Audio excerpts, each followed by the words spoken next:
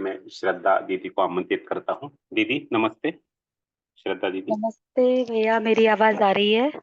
हाँ जी दीदी, आपकी आवाज़ आ रही है। दीदी मैं आपका छोटा-सा परिचय रखता हूँ, फिर आप शुरू कर सकते हैं। दीदी का परिचय रखना चाहता हूँ। तो दीदी अ, भोपाल से है और यहाँ के institute of advance study in education इस कॉलेज में म्यूज़िक टीचर के रूप में दीदी कार्यरत हैं।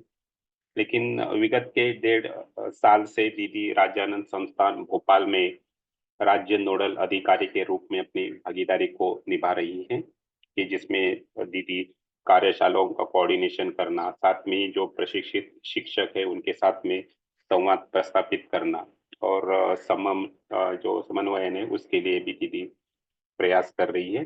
दीदी राजानंद संस्थान की तरफ से टीचर्स के लिए जो भी मटेरियल डेवलप किया जा रहा है, जो भी टीचिंग एड्स, उस टीम की भी दीदी सदस्य है। साथ में ही राज्यानंद संस्थान की तरफ से जो मासिक पत्रिका आनंद संचारिका जो है उसकी भी दीदी लीड वॉलेंटियर है। दीदी आकाशवाणी भोपाल और दूरदर्शन मध्य प्रदेश में अनाउंसर के रूप में भी अपनी भागीदारी निभाती है। दीदी गायन, कविता लेखन में भी रुचि रखती है। दीदी यूएचवी के साथ 2021 से जुड़ी हुई है और मॉर्निंग सेशन के साथ 10 बैच से दीदी जुड़ी हुई है। तो दीदी आपका स्वागत है, ओवर टू यू। जी भैया, मेरी आवाज़ आ रही है भैया? हाँ जी दीदी, आवाज़ आ रही है। यस। तो सभी को सादर नमस्कार। मैं श्रद्धा गुप्ता वैसे मैं मूलतः मध्य प्रदेश के छतरपुर ज़िले से हूँ और विगत 7-8 सालों से मैं भोपाल में सेटल्ड हूँ और इसके पूर्व मैं 4-5 साल के लिए मेरी पदस्थापना बालाघाट ज़िले में भी रही है। मेरे परिवार में यदि देखें तो मेरी छोटी फैमिली में तो मेरे हस्बैंड और 2 प्यारी-प्यारी सी बेटियाँ हैं। बड़ी बेटी आराध्या, जिसे हम पीहू कहते हैं, वो 12th क्लास में पढ़ रही है और छोटी बेटी 9th क्लास में है। दोनों केंद्रीय विद्यालय भोपाल में पढ़ रही हैं। ससुराल में मेरे सासू माँ हैं, मेरे देवर-देवरानी हैं, ननद यहीं भोपाल में सेटल्ड है और ये लोग वहाँ छतरपुर में एक गुलगंज गाँव है, छतरपुर ज़िले में, वहाँ रहते हैं।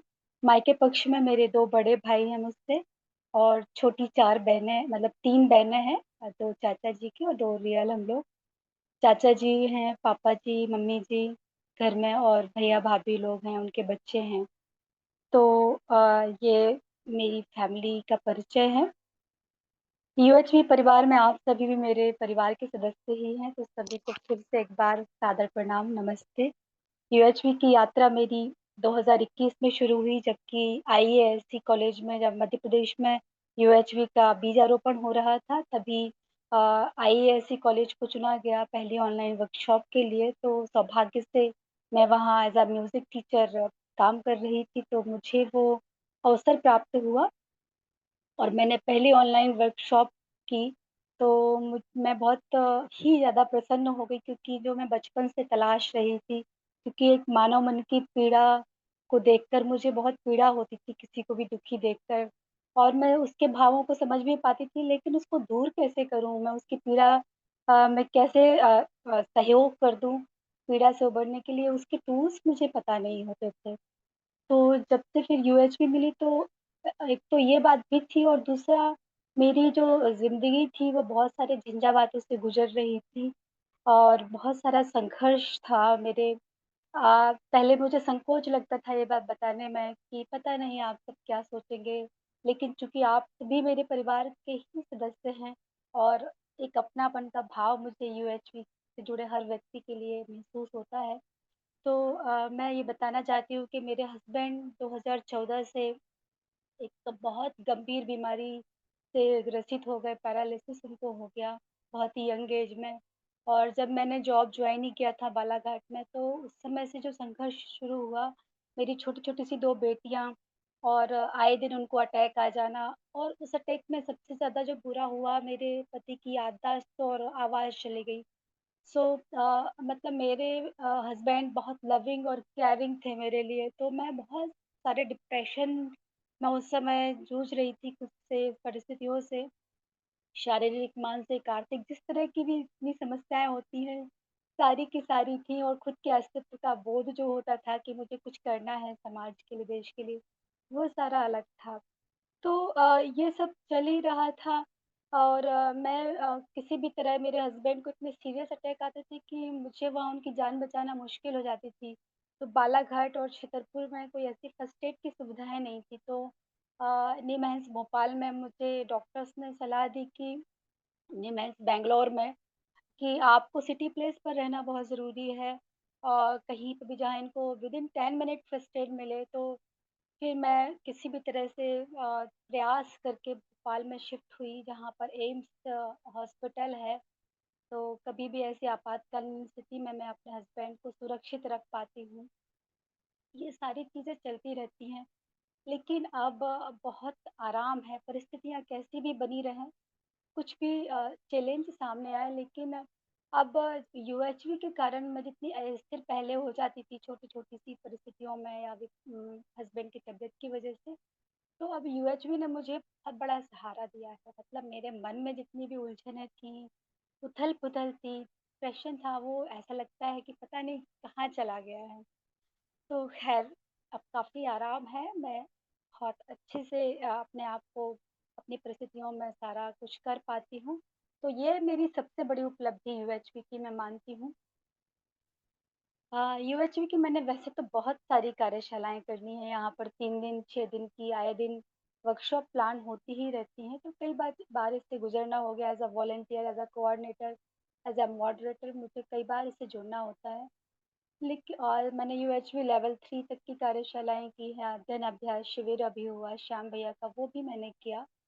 बट जो मॉर्निंग सेशन से मेरी जो समझ बनी, मैं विगत 10वें बैच से मॉर्निंग सेशन में जुड़ी हूँ। तो वो समझ रियल में मतलब मेरे अंदर जो वास्तविक में परिमार्जन होना था, वो सजगता जो धीरे-धीरे बढ़ी है, वो मॉर्निंग सेशन से बढ़ी है। बहुत अरसे से मैं गोपाल भैया जी को और शर्मिला दीदी को ज़्यादातर सुना है मैंने।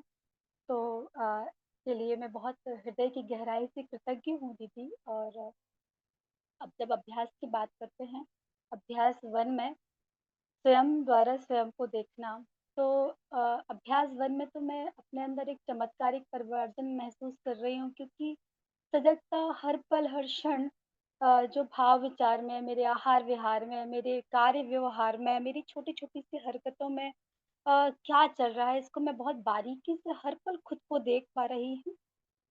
और बार-बार मतलब होता है कि जब भी सहजता और असहजता मुझ में आती है, तो मैं तुरंत ही मतलब मुझे बहुत ज़्यादा समय नहीं लगता है कि मैं असहज बनी रहूँ, और मैं बहुत जल्दी उस असहजता से सहजता में अपने आप को ला पाती हूँ। तुरंत ही मुझे दिख जाता है कि क्या चल रहा है भाव विचार में, किसी के प्रति विरोध आ रहा है, किसी के प्रति असम्मान आ रहा है, ईर्ष्या आ रही है। मुझे खुद भी दिख जाता है, या किसी को मेरे प्रति आ रही है, तो वो भी मैं देख पाती हूँ। लेकिन अब मैं उससे विचलित नहीं होती, मैं खुद को बहुत जल्दी सहज कर पाती हूँ कि मेरी भी योग्यता में कमी हो सकती है, सामने वाले की योग्यता में भी कमी हो सकती है, तो मैं अपना भी और सामने वाला का भी मूल्यांकन ठीक-ठीक करने की कोशिश कर रही हूँ, और इसमें मैं धीरे-धीरे सफल भी हो रही हूँ। कई बार ऐसा होता था कि जब जो भी ऐसा लगता था, सहजता असहजता की स्थिति होती थी, किसी के प्रति भी मन में कुछ विरोध का भाव चल रहा है, तो ये लगता था कि निर्णय का आधार मेरी मान्यता है या मेरी संवेदना है। कितना जल्दी लेकिन ध्यान जल्दी चला जाता था, और स्वयं पर ही मैं प्रयोग करती रहती थी कि सहज स्वीकार तो मुझे संबंध ही है, स्नेह का भाव ही है, और सह-अस्तित्व ही है। जैसे कि इसके मैं उदाहरण दे सकती हूँ कि मैंने अपनी यूएचवी के जितनी भी विषय वस्तु मैंने आत्मसात की है, उसकी प्रयोगशाला तो मैंने अपने परिवार को ही माना है। इतने समय से मेरे हस्बैंड चूँकि इतनी विपरीत परिस्थिति से जूझ रहे हैं, जिसकी जितना बोलने वाला व्यक्ति हो और जितना डायनामिक व्यक्ति हो, उसकी आवाज़ अचानक से चली जाए, तो उसके डिप्रेशन का अंदाज़ा आप सभी लगा सकते हैं कि उसको कैसा लगता होगा। तो कई बार उनको डिप्रेशन होता है, चिड़चिड़ापन आता है।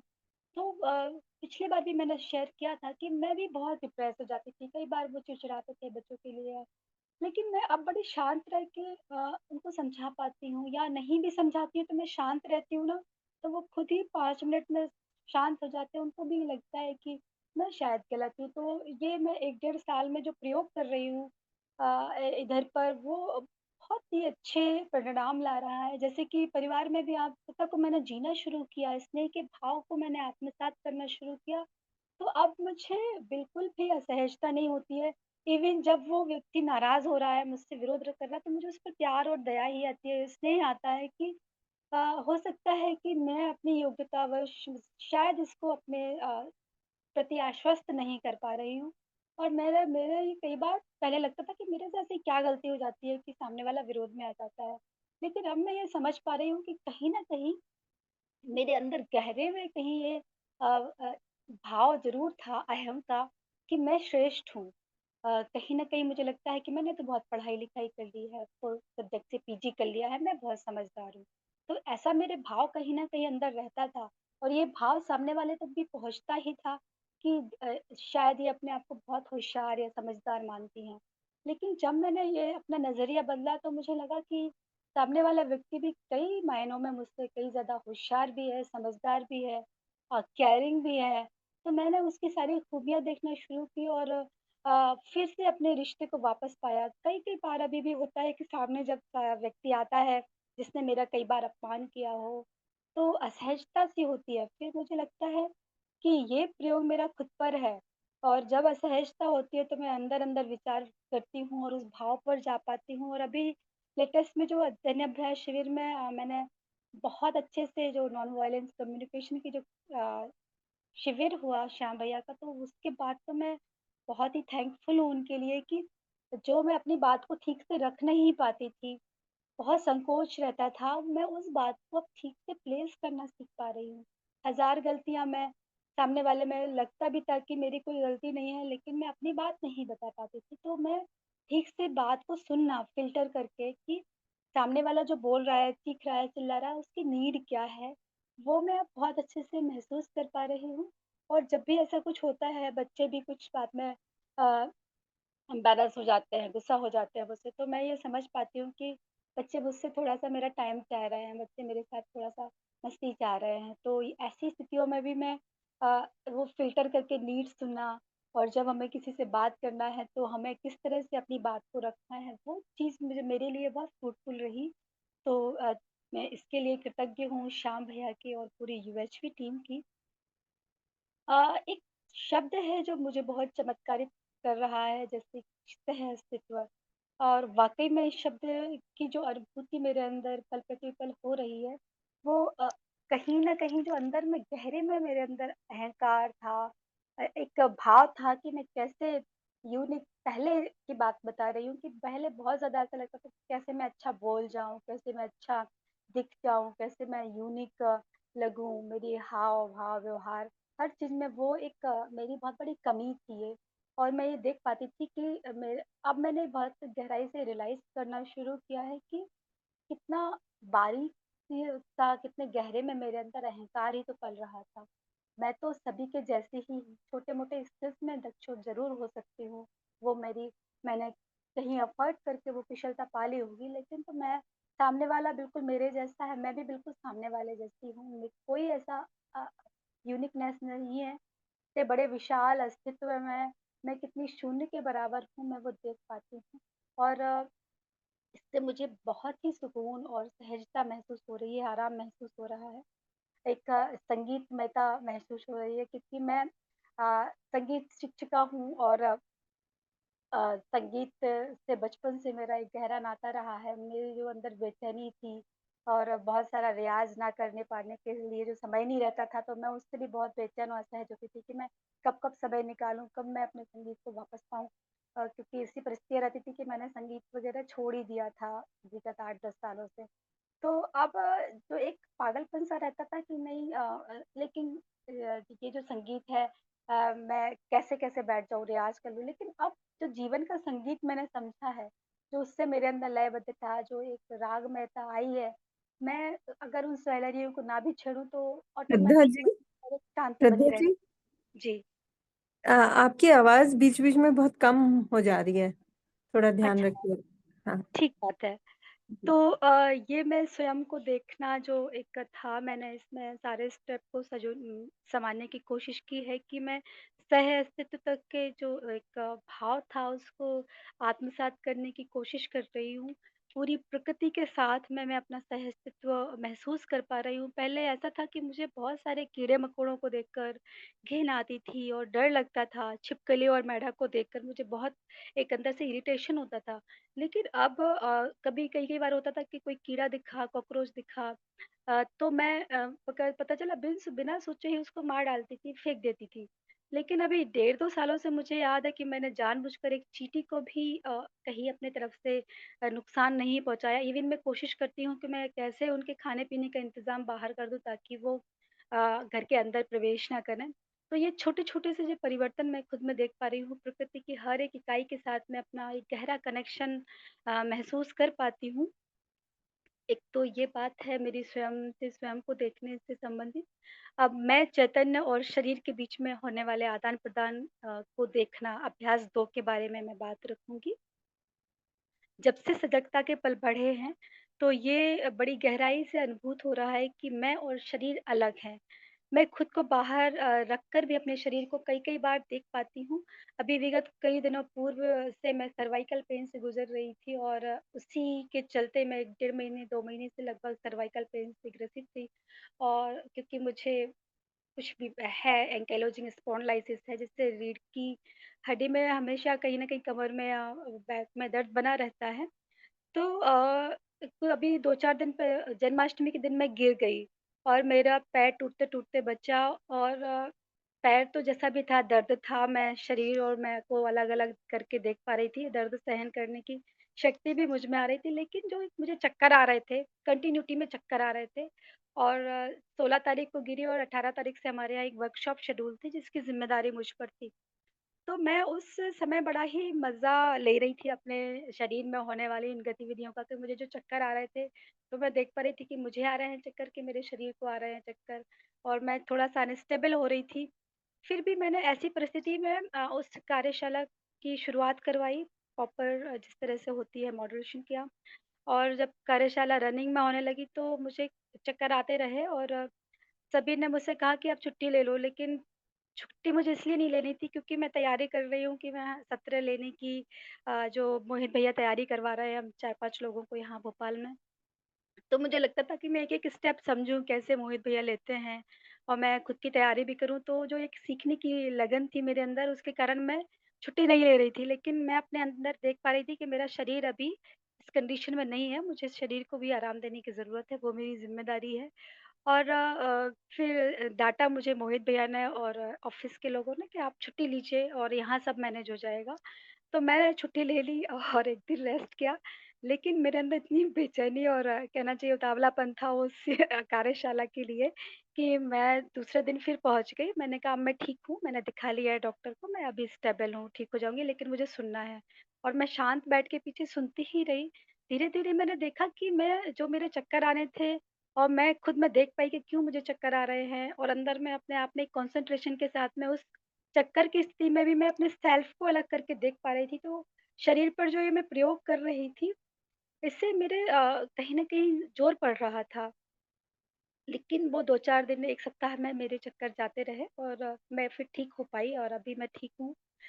संवेदना के अर्थ में कहूँ तो इसमें तो मुझे खुद में बहुत काम करने की आवश्यकता है।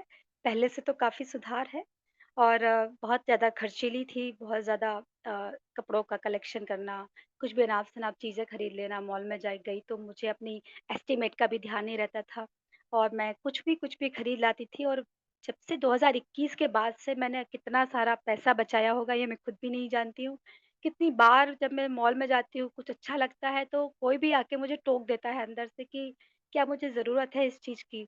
तो अब पहले की अपेक्षा मेरी जो संवेदनाओं पर आधारित जीना था कि मैं कैसे अच्छे कपड़े पहन लूँ, कैसे अच्छी दिख जाऊँ, कैसे मैं एक्सेसरीज़ अच्छी पहन लूँ, ये सारी चीज़ों से ऐसा नहीं कहूँगी कि पूरा 100% मैं ठीक हो गई हूँ, लेकिन काफ़ी बदलाव मैं अपने आप में देख पा रही हूँ और कई-कई बार मैं अपने जो विगत 1 डेढ़ साल से मैंने ना ही कोई मुझे गिफ्ट मिल जाए वो बात अलग है, मैंने कोई कपड़े नहीं खरीदे हैं। बहुत सारी जो ज्वेलरी, एक्सेसरीज़ हैं या घर के जो चीज़ें होती थी कि भई घर को सजाने से संबंधित या क्रॉकरी से संबंधित अनाप-शनाप बहुत लेने की आदत थी, तो वो मैंने बहुत ज़्यादा अपने अंदर मतलब बदलाव देखा है। और मेरे भाई मुझे हमेशा डाँटते भी थे कि श्रद्धा तुम अपने आप का अपना एस्टीमेट नहीं देखती हो, अपनी परिस्थितियाँ नहीं देखती हो। श्रद्धा और दीदी, जी, हाँ, जी। दीदी आपके पास 3 मिनट है। जी, ओके जी। भैया। ठीक है। तो ये शरीर के बारे में मेरा ये था, मेरे अंदर एक और बदलाव आया है जो छोटी-छोटी सी चीज़ें थी, जैसे चाय का सेवन पहले बहुत करती थी, लेकिन अब मैंने बहुत कम कर दी है, एकदम बंद तो नहीं हुई है। कई-कई बार अब मैं चाय को कभी-कभी हाथ में लेकर भी वापस रख देती हूँ। और अगर 1 कप पीती थी तो आधे कप पी रही हूँ, दिन में 4 बार पीती थी तो शायद सिर्फ़ 1 ही बार हो रही है। तो ये छोटे-छोटे बदलाव मैं खुद में देख पा रही हूँ। हाँ, बहुत सारे बदलावों की ज़रूरत अभी है, जैसे मुझे अपनी और बच्चों की दिनचर्या व्यवस्थित करना है, तो इसके मैं प्रयोग धीरे-धीरे कर रही हूँ। कई बार अनिर्णय की स्थिति होती है, वो मेरी सेल्फ़ की प्रॉब्लम है। तो उसमें भी मैं काम कर रही हूँ खुद में, खुद को देखने वाला। और शरीर के स्वास्थ्य पर भी ध्यान देना है, क्योंकि अगर मुझे लंबे समय तक अपनी कार्यक्षमता बढ़ानी है, उत्पादकता बढ़ानी है, तो मुझे अपने शरीर को स्वस्थ रखना बहुत ज़रूरी है। ऐसा मैं देख पा रही हूँ। शून्य और प्रकृति से मेरा गहरा नाता है। बचपन से ही मैं घंटों शून्य को देखा करती थी। उस वृहदता में अपने छोटे से अस्तित्व को ढूँढा करती थी। तो कई सारी कविताएँ मैंने उसमें लिखी, कई सारे चिंतन और स्क्रिप्ट लिखी। बट अभी यूएचवी के बाद जिस तरह से मेरा शून्य के प्रति दृष्टिकोण बना है, और मैं जिस तरह से उसको हर पल महसूस कर पा रही हूँ अपने इर्द-गिर्द, अपने चारों तरफ, अपने हर कार्य-व्यवहार में, तो वो मुझे बहुत ही अचंभित और सुखद अनुभूति दे रहा है, ऐसा मैं देख पा रही हूँ। कमिटमेंट के रूप में अगर देखूँ तो चूँकि आरएएस में हूँ, तो मेरा ज़्यादातर समय यूएचबी से लगे जितने भी काम यहाँ पे मध्य प्रदेश में हो रहे हैं, उनके कोऑर्डिनेशन करना, ऑनलाइन ऑफ़लाइन मीटिंग के कोऑर्डिनेशन करना, ये सारे काम तो करते ही हैं। साथ ही मैं अभी स्नेह संचारिका एक मासिक पत्रिका मध्य प्रदेश में रिलीज़ होना शुरू हुई है, तो उसकी लीड वॉलंटियर के रूप में काम कर रही हूँ। पोटेंशियल पर्सन डेवलपमेंट की तैयारियाँ यहाँ पर चल रही हैं। हम लोग भोपाल और आस-पास के ज़िलों के लोग मिलकर वहाँ तैयारी करते हैं राजानंद संस्थान में। तो इसमें भी मैं विषय वस्तु को रखने के लिए छोटे-छोटे से एफ़र्ट अपनी ओर से लगा रही हूँ, और अपनी योग्यता को बढ़ाने का प्रयास निरंतर मुझे करना होगा। बेशक बहुत सारी कमियाँ अभी हैं, और गहराई से विषय वस्तु को सीखने की जिज्ञासा है कि मैं इसके सारे लेवल कर पाऊँ और समाज में ज़्यादा से ज़्यादा भागीदारी निभा पाऊँ।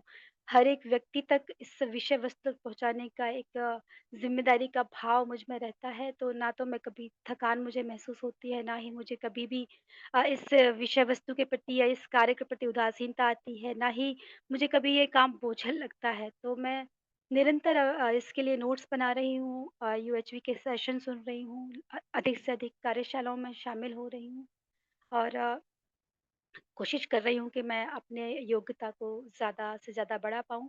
पूरी यूएचवी टीम के लिए, आदरणीय गणेश भैया के लिए, धीरेन चतुर्वेदी जी के लिए जिन्होंने पहली बार मुझे इस विषय वस्तु से जोड़ा, आदरणीय शर्मिला दीदी के लिए, मेरे गुरु आदरणीय भानु भैया के प्रति, और मेरी पूरी मोहित भैया, गोपाल भैया और मेरी पूरी यूएचवी टीम, राजानंद संस्थान के हर एक व्यक्ति के प्रति मैं हृदय की गहराई से कृतज्ञ हूँ।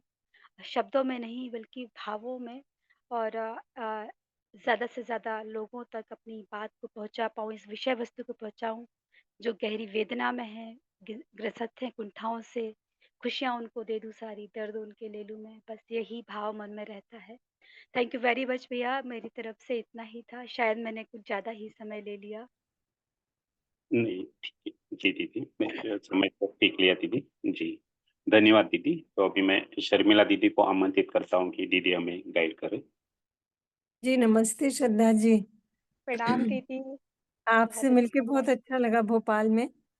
जी, आप बहुत से पार्टिसिपेंट्स के साथ बहुत अच्छे से कनेक्टेड हैं, ऐसा मुझे ध्यान गया। और मुझे लगता है आप अ, वैसे भी सबके साथ आपका वो जो नेचर है मिलनसार होने का, वो मुझे दिखाई दिया। अम, ये बिल्कुल भी अंदाज़ा नहीं था कि आपकी लाइफ में कितने चैलेंजेस आएँगे, क्योंकि आपको देखने से आपके चेहरे पर हमेशा एक मुस्कान सी रहती है। तो ये बिल्कुल भी अंदाज़ा ही नहीं होता था कि इतना सारा घर में ना मुश्किल का टाइम बीता होगा आपका। बट ये बहुत ही बड़ी बात है कि आप उसमें से उभर कर बाहर आ रहे हैं और आप ये देख पा रहे हैं कि बहुत कुछ पॉसिबिलिटीज़ हैं और जितना-जितना आप अपने में काम कर रहे हैं, उतना वो भी दिखाई दे रहा है कि आपकी जो वॉलंटियरिंग की इच्छा है, उसको भी आप पूरी तरह से बढ़ावा दे रहे हैं। मॉडरेशन में तो आपका काम बहुत बढ़िया है ही। मुझे लगता है कोऑर्डिनेशन में भी बहुत बढ़िया है क्योंकि आप लोगों से बहुत अच्छे से जुड़ पाते हैं। और ये जो रिसोर्स वर्क का काम है, ये भी बहुत महत्वपूर्ण है क्योंकि अब भोपाल में और पूरे मध्य प्रदेश में ही बहुत तेज़ी से इस काम की पकड़ हो रही है और आगे बहुत सारे टीचर्स को तैयार होना है। तो उसके लिए जितने-जितने रिसोर्स पीपल तैयार होंगे, उतना और तेज़ी से उस काम को ना हो वो काम हो पाएगा। तो आपका ये जो रोल है, मैं समझती हूँ सभी का हम देखें तो ये जो कॉम्प्लिमेंटैरिटी है, हम सब जितना-जितना उस तरफ बढ़ते हैं, उतना हम समाज के लिए और पूरक हो पाते हैं। तो आपको बहुत-बहुत बधाई, बहुत शुभकामना आगे के लिए। दीदी 1-2 बात और मैं शेयर करना चाहती हूँ बहुत शॉर्ट में कि मेरी और 2 उपलब्धियाँ हैं। मैं विगत 10 सालों से संचालन के कार्य में क्षेत्र में हूँ यहाँ पर, लेकिन फिर भी मुझे बहुत असहजता होती थी ढेर सारी पब्लिक को देखकर, मैं कॉन्शियस होती थी पहले। लेकिन अभी डे जब से मैंने मॉर्निंग सेशन जॉइन किया है, मैं ये देख पा रही हूँ कि मैं हर परिस्थिति में किसी भी तरह का स्टेज हो लेकिन हज़ारों लोग भी हों, लेकिन मैं बहुत सहजता महसूस कर पाती हूँ उस परिस्थिति में भी और जितनी मैं सहज होती हूँ, उतना अच्छा मैं संचालन कर पाती हूँ। एक ये उपलब्धि है और एक मैंने पिछले दूसरे 10वें या 11वें बैच में शेयर किया था कि मेरा जो काव्य कर्म था, मैं जो लेखन का कार्य करती थी, वो मेरा एकदम से चला गया था, जब से मैं खुद को देखना शुरू की थी। तो वो भी मुझे वापस मिल रहा है और बहुत अच्छे तरीके से परिष्कृत होकर मिल रहा है। अब मैं सहज स्वीकृति के आधार पर मतलब जो भी मेरा निकल रहा है, हालाँकि उतना मैं नहीं लिख रही हूँ अभी, फिर भी जितना लिख रही हूँ तो मैं बहुत गहराई से एक्चुअल में जो सत्यता है, उसको देखकर अब लिख पा रही हूँ। ऐसा मुझे शेयर करना था अपनी बात में। जी, बहुत बढ़िया श्रद्धा जी। आपको जी। बहुत-बहुत बधाई, बहुत आभार शुभकामनाएँ। दीदी, आभार दीदी। जी। जी।